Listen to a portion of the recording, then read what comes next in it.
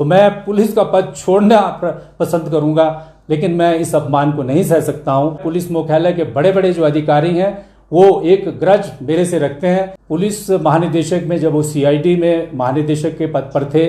और junior officers के ऊपर दबाव डालकर उसमें ये प्रकट हुआ है कि एक संजय भूरिया नामक गैंग में जो है उनके निजी स्टाफ का एक व्यक्ति संलिप्त पाया गया है। जब पुलिस महानिदेशक का कार्यालय इस प्रकार के व्यक्तियों के साथ संचालित हो रहा हो, जो हमारे पुलिस महानिदेशक हैं उन्होंने इस प्रकार की उनके विरुद्ध शिकायतें हैं कि उन्होंने कोर्ट्स को मिसलीड किया है। संजीव गांधी को कुछ नहीं चाहिए, वो बिमल नेगी जी को जो है न्याय दिलाना चाहते हैं कि मुझे हिमाचल प्रदेश के चीफ सेक्रेटरी साहब ने अपने कार्यालय में बुलाया कि इस विषय पर जो है आप आगे इन्वेस्टिगेशन इस प्रकार से ना करें। देखिए, जो ऑनरेबल कोर्ट का ऑर्डर है उस कोर्ट में जो लीगल एस्पेक्ट्स हैं, एनालिसिस हैं, उसके संदर्भ में अभी जो हम आगे करने जा रहे हैं, क्योंकि हमारी इन्वेस्टिगेशन इंटीग्रेटेड ऑनेस्ट इन्वेस्टिगेशन है। पुलिस महानिदेशक ने उस इन्वेस्टिगेशन में जो एफिडेविट और जो शपथ पत्र दायर किया है वो बहुत ही गैर जिम्मेदाराना तरीके से दायर किया हुआ शपथ पत्र है। उसमें उनके अनेक कारण हैं। उन्होंने इन्वेस्टिगेशन के जो प्रीमाइस हैं, जो पैरामीटर्स हैं, उनको ब्रीच किया है। उसके क्या कारण हैं वो मैं स्पष्ट कर देता हूं कि किन अल्टीरियर पर्पसेस के साथ उन्होंने ये शपथ पत्र दायर किया। हम सब जानते हैं कि रिसेंटली हिमाचल प्रदेश सीआईडी में एक घटनाक्रम हुआ था। सीआईडी ने एक जांच की थी। जांच करने के बाद एक चिट्ठी को जो है, जो उनकी गुप्त चिट्ठी थी, उसको ऑफिस से निकाल कर चुरा कर लीक करवाया गया था और उस दिशा में एक एफआईआर पंजीकृत हुई है। मुझे इसमें कहने में कोई संकोच नहीं है कि उसमें जो हमारे पुलिस महानिदेशक हैं उनका निजी स्टाफ जो है संलिप्त है और उनकी इन्वेस्टिगेशन चल रही थी। इसी दौरान जो है उस इन्वेस्टिगेशन को बाधित करने के लिए उन्होंने अनेक प्रयास किए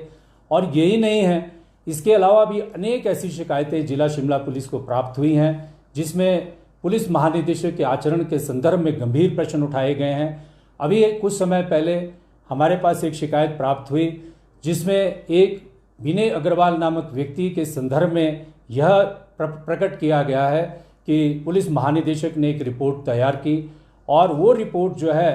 पुलिस महानिदेशक में जब वो सीआईडी में महानिदेशक के पद पर थे और जूनियर ऑफिसर्स के ऊपर दबाव डालकर जो है वो रपट बनाई, वो रिपोर्ट बनाई, कोर्ट्स को मिसलीड किया। उस बात की जांच भी शिमला पुलिस कर रही है। वो हमारे थाना में जो है वो रिपोर्ट जो है पंजीकृत है और उस संदर्भ में भी मैंने एडवोकेट जनरल के कार्यालय में और एसीएस होम के कार्यालय में पहले ही चिट्ठी के द्वारा सूचित किया था। ऐसे अनेक और विषय हैं उनके निजी स्टाफ के बारे में। मुझे इस बात को कहने में कोई संकोच नहीं है कि उनके जो निजी स्टाफ के लोग हैं, आपको पता है शिमला जिला में ड्रग पेडलिंग एक्टिविटीज़ के खिलाफ कितना बड़ा ऑपरेशन जो है शिमला जिले में पिछले 2.5 साल में पुलिस अधीक्षक का पद कार्यभार संभालने के बाद हमने चलाया है। उसमें ये प्रकट हुआ है कि एक संजय भूरिया नामक गैंग में जो है उनके निजी स्टाफ का एक व्यक्ति संलिप्त पाया गया है। उसको लेकर भी हमने माननीय सेशन अदालत में फर्दर इन्वेस्टिगेशन के लिए पिछले 2 महीनों से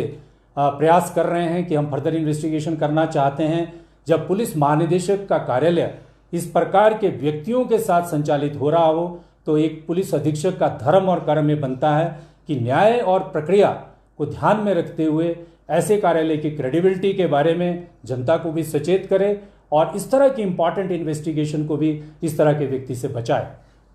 बिल्कुल, जो मैंने आरोप लगाए हैं, जब हम जो सीआईडी ने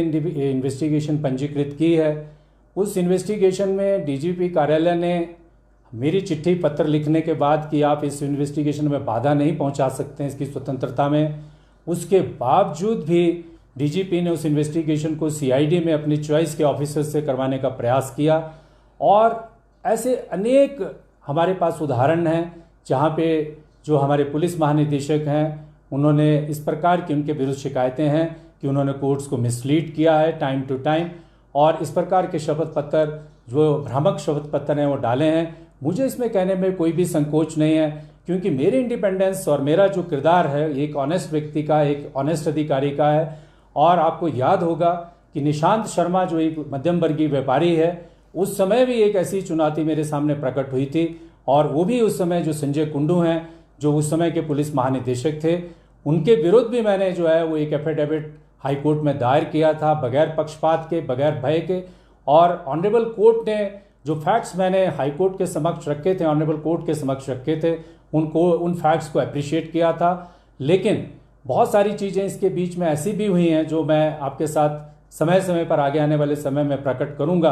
कि किस प्रकार से पुलिस हेडक्वार्टर के माध्यम से क्या क्या किया गया, किस प्रकार की षड्यंत्र और किस प्रकार से हमें इम्प्लीकेट करने के प्रयास किए गए, और कौन कौन सी ऐसी इन्वेस्टिगेशंस हम कर रहे हैं जिनको दुष्प्रभावित करने की जो है, जिसको हम कह सकते हैं कि हमारे हेडक्वार्टर और पॉलिटिको नेक्सस के द्वारा दुष्प्रभावित करने के प्रयास किए गए। मुझे इस बात में कहने में कोई संकोच नहीं है, क्योंकि 25 वर्ष 26 वर्ष का जो मैंने ऑनेस्ट पुलिस कैरियर जो है वो अपना जो एक तपस्या की तरह लगाया है, और आज अगर कोई मेरी इस ईमानदारी को और इस प्रोफेशनल इंटीग्रिटी को अपमान करने का कोशिश करता है तो मैं पुलिस का पद छोड़ना पसंद करूंगा, लेकिन मैं इस अपमान को नहीं सह सकता हूं। और इसीलिए जो है अभी हमने, मेरी जो स्पेशल इन्वेस्टिगेशन टीम है वो हमने निर्णय किया है कि हम इस पूरे प्रकरण को फिर से दोबारा अदालत में लेके जाएंगे। हमें इन्वेस्टिगेशन में इंटरेस्ट नहीं है, लेकिन हमारे द्वारा जो इन्वेस्टिगेशन की है वो एक प्रिविलेज डॉक्यूमेंट है, हम उसको प्रोटेक्ट कराना चाहते हैं। और वो इन्वेस्टिगेशन जो है, लेट श्री विमल नेगी जो है उनको न्याय मिलना चाहिए, वो किसी राजनीति का शिकार नहीं होना चाहिए, वो किसी के स्वार्थों की शिकार नहीं होनी चाहिए, किसी को एक्सटेंशन चाहिए, किसी को कोई पद चाहिए, संजीव गांधी को कुछ नहीं चाहिए। वो विमल नेगी जी को जो है न्याय दिलाना चाहते हैं और उसी दिशा में एक सच्ची पक्की इन्वेस्टिगेशन कर रहे हैं। और यही चीज़ जो है हम दोबारा से अपील में, अभी हम दोबारा कोर्ट में जा रहे हैं, ऑनरेबल हाई कोर्ट में हम अपील दायर करेंगे और सारी सच्चाई कोर्ट के समक्ष रखेंगे कि जो अल्टीरियरली मोटिवेटेड जो एफिडेविट डी पुलिस महानिदेशक ने तैयार किया है उसमें और भी अनेक कारण हम उसमें प्रकट करेंगे, और कोर्ट को, ऑनरेबल कोर्ट को हम बताएंगे कि जो इन्वेस्टिगेशन का जो प्रीमाइस है और जो इन्वेस्टिगेटर की इंडिपेंडेंस है वो इस प्रकार से खंडित नहीं की जा सकती है, और सच्चाई को इस तरह से तहस नहीं किया जा सकता है। एक व्यक्ति की इस तरह से जान गई है और उसके ऊपर जो है इस प्रकार से जो है स्वार्थ सिद्धि नहीं की जा सकती है। हमारी इन्वेस्टिगेशन जो है ट्रुथफुल है और हम श्री विमल नेगी जी को न्याय दिलाने के लिए कमिटेड हैं और उस न्याय को दिलाकर रहेंगे, चाहे इसके लिए किसी भी प्रकार का त्याग करना पड़े। सर, आपने बहुत बड़े आरोप, ये कोई व्यक्तिगत लड़ाई नहीं है। मैं आपसे शेयर करना चाहता हूं कि ये जो पूरा के पूरा प्रकरण जो है ये शुरू हुआ जब 2021-22 में पुलिस भर्ती हो रही थी। उस पुलिस भर्ती के दौरान जब मैं भी उस कमेटी का मेंबर था, उस कमेटी की जो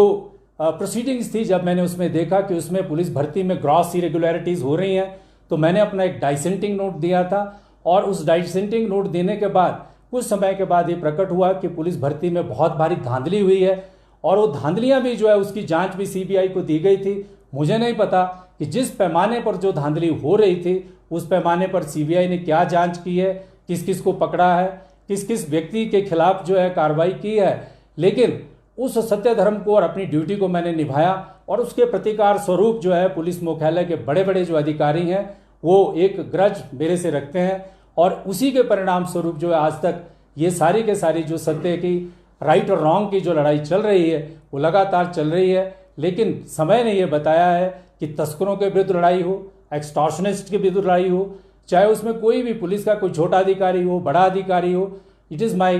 कमिटमेंट अगेंस्ट क्राइम कि मुझे उस दिशा में जो है अपना फर्ज अच्छे से निभाना है। क्योंकि पीछे कुछ समय पहले 2024 में एक विधायकों की राज्यसभा के इलेक्शन के दौरान खरीद फरोख्त का मामला जो है बालूगंज थाना में पंजीकृत हुआ था, और जब हमने उसकी जांच की तो ये पाया गया कि एक पर्टिकुलर पॉलिटिकल पार्टी के लोगों ने आपराधिक षड्यंत्र के तहत एक रचना रची थी। और उस केस की इन्वेस्टिगेशन के दौरान जो जांच आगे बढ़ रही है कि किस प्रकार से हेलीकॉप्टर्स का अब्यूज़ हुआ, किस प्रकार से फार्मा कंपनीज दवा बनाने वाली कंपनियों से फंडिंग की गई, कैसे अनेक तथ्य सामने आए हैं। और उसमें जो संलिप्त हैं, एक्यूज्ड हैं, जो अभियुक्त हैं, जो उस इन्वेस्टिगेशन की जद में हैं, वो समय समय पर हम लोगों को चेतावनी देते रहते हैं, ब्रो बीटिंग करते रहते हैं कि हम आप लोगों को देख लेंगे, हम आप लोगों को फंसाएंगे। और आज वो जो लोग हैं वो सारी बातें और सारे तथ्य हम ऑनरेबल कोर्ट के सामने समक्ष में रखेंगे कि हम लोगों ने जो इन्वेस्टिगेशन सिर्फ इसी केस में नहीं की है, और भी अनेक महत्वपूर्ण केसेस हैं जिनमें करप्शन के बड़े बड़े जो मामले हैं सामने प्रकट किए हैं। उस तरह के मामलों में भी जो है जो पॉलिटिकल पार्टीज में जो लोग बैठे हुए हैं, जो कैपेबल हैं और बड़ी पोजीशन में बैठे हुए हैं, वो किस प्रकार से अपना जो पद का दुरुपयोग है वो इन्वेस्टिगेशन टीम को, जैसा कि अभी आपने देखा कि जो गैर वाजिब था पुलिस महानिदेशक का आचरण, किस तरह से जो किसी भी अधिकारी को जो है वो हमारी इन्वेस्टिगेशन टीम के अगेंस्ट जो है अब्यूज़ कर सकते हैं। देखिए, जो रामकिशन मिशन का जो प्रसंग है, जो उस क्रिमिनल इंसिडेंट हुई थी, उस पर भी ये सत्य है कि मुझ पर जो है दबाव डाला गया था कि वहाँ के जो स्वामी हैं तन्महिमानंद, उनसे पूछताछ ना की जाए। इस बात के साक्षी जो हैं हमारे ज़िला के डिप्टी कमिश्नर भी हैं कि मुझे हिमाचल प्रदेश के चीफ सेक्रेटरी साहब ने अपने कार्यालय में बुलाया और बुलाने के बाद कहा कि इस विषय पर जो है आप आगे इन्वेस्टिगेशन इस प्रकार से ना करें। उस इन्वेस्टिगेशन में जो है बहुत भारी दबाव जो है मुझ पर जो है डाला गया, लेकिन क्योंकि जैसा कि मैंने कहा कि I have served as a professional integration में मैंने काम किया है।